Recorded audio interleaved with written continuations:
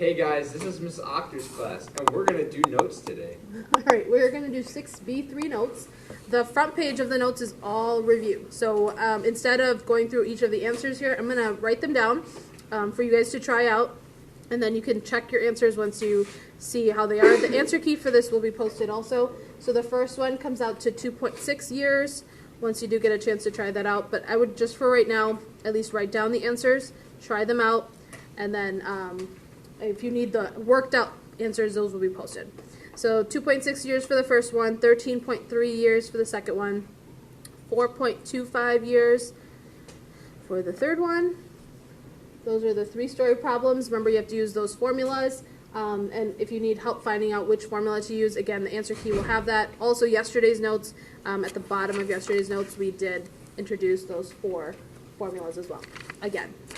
All right, and then the bottom ones were all a review of solving, where you have to do the log loop to solve. The number 4 comes out to 92 for the answer. For number 5, there are 2 answers. One of them is -8, and the other one is a +2. For number 6, it was a decimal 0.625 if you round it to the 3 numbers after the decimal. And finally, the last one is 2.3. All right, so again, if you'd like to write down these answers so that you have them and you could try them at a later time between now and the next few weeks, that would be good. But we'll move on to the next page. Again, this is the 6B3 notes, but it's like mixed solving, the whole front pages. Then we get to this last type of solving on the back page, which is when you have exponential equations on both sides or log equations on both sides. So we hadn't seen something like this up until today. So when you see an exponential equation on both sides like this, all we have to do is grab the exponents, kind of ignore the base altogether, and just take the exponents and set them equal to each other. This is called the equal powers property. So if you look at it with this example, the 3's are the same, so they just grab the exponents, x equals 5. So here, the 4's are the same, so the exponents are 2 equals 9x minus 4. And then to continue solving here, we add 4 to get rid of everything on the side with the x. This would be 9x equals 6, and then divide it by 9. So you want to leave your answer. Be better to leave it as a fraction instead of a decimal because it's this is a repeating decimal. So it comes out to 2/3 once you reduce that fraction. All right, so that's the easiest kind of example here, where the bases are the same, you just grab the exponents and set them equal to each other. The next one, though, looks a little different. The bases are not the same. One is a 2, and one of them is a 4. So we need them to be the same in order to just grab the exponents. So here's where you would take the bigger of the 2 if the 2 numbers were one was the base where it's a perfect square or a perfect, I'm sorry, not a perfect square. It's an exponent of any of the bases. So this 2, if I had the other number being 2 to some power, I have to rewrite that 4 so that it's 2 to some power. So in this case, 2 squared is 4. And that's what I would kind of replace the 4 with. Keep everything else the same. So the exponent for this number here is x plus 1. For the other one, the left-hand side stays completely the same, 2 to the 3x.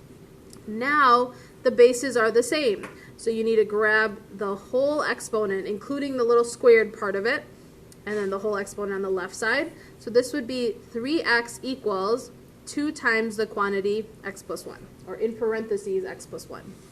And then we would distribute it. You'd get 2x plus 2 equals 3x. And we're almost done. We just want to move the x's onto the same side, and then from there you're basically done, because 3x minus 2x is 1x, which you could just call x, and it equals 2. So either x equals 2 or 1x equals 2.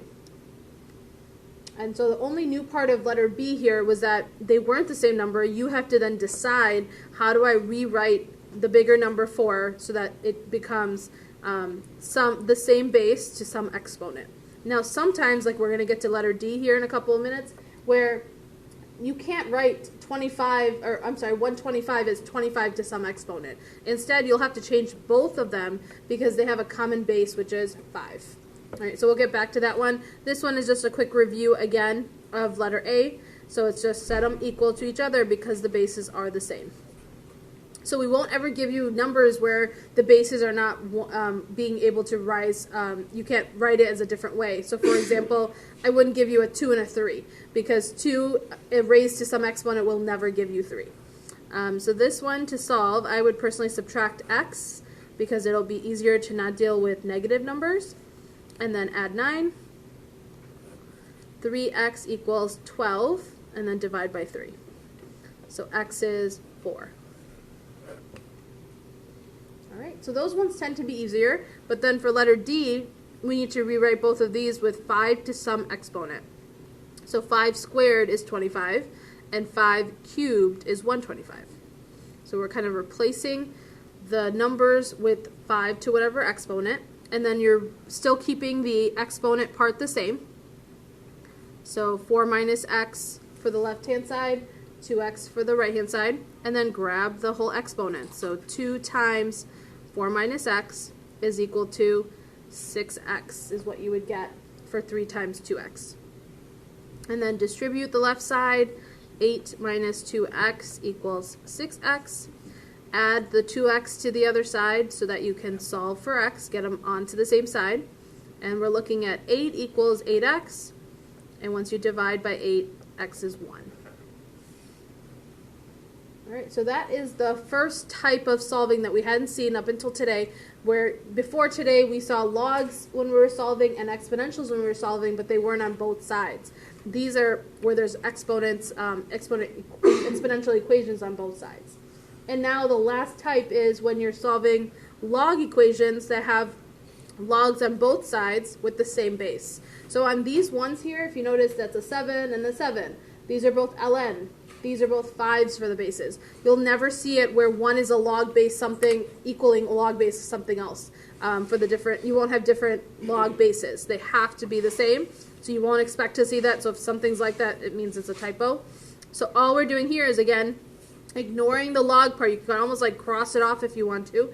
And you're just setting the two parts equal to each other, the two things in the parentheses.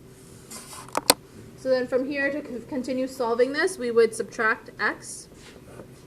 This would be 5x minus 16 equals a negative 1. And then add 16. We get 15 from that equals 5x, and then divide by 5.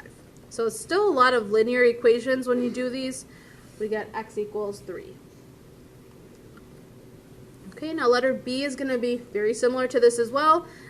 Technically, though, on these ones, before I start letter B, you have to check for extraneous. It says this right in the directions, whereas the last ones you did not have to check for extraneous because exponentials don't have, like you can take negative answers when you have exponential, but you can't have log of a negative number. So when I take my 3 and I substitute it back in for x, I'll get 6 times 3 is 18, minus 16 is 2, which is fine. Log base 7 of 2 is okay to do. And same thing on this side, 3 minus 1 is 2, so you could do log base 7 of 2, and that's fine as well. So this answer works because when you plug it back in, you get no extraneous answers, no negative logs of negative numbers. So you could show the work for this. You don't have to, though. You can actually just do your work and then check it without having to show the steps. Same thing for the next one. We are setting them equal to each other because they were both ln's. This time I would subtract 2x. You get 5x minus 13 equals 17, and then add 13.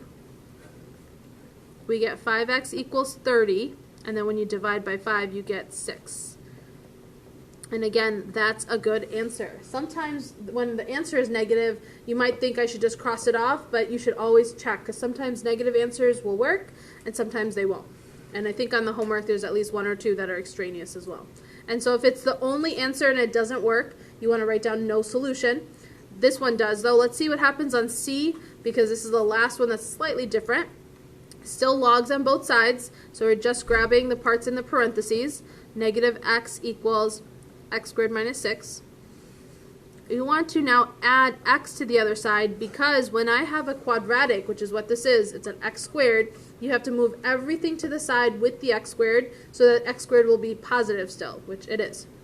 So now when you rewrite this, make sure it's in standard form. That means put the x squared first, then the x, and then, oops, this is a minus 6. And then from here, we are going to factor it. So -6 on the top of the x here with a 1 on the bottom.